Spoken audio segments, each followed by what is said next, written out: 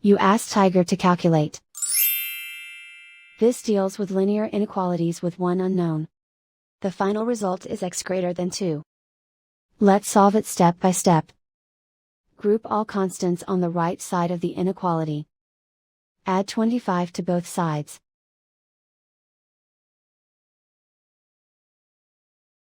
Simplify the arithmetic.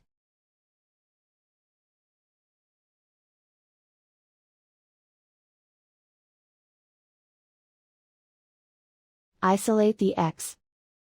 Divide both sides by 5.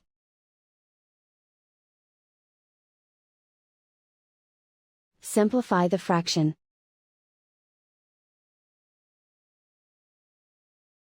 Find the greatest common factor of the numerator and denominator.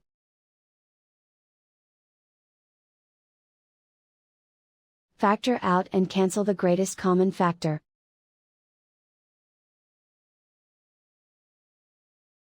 Plot the solution on a coordinate grid.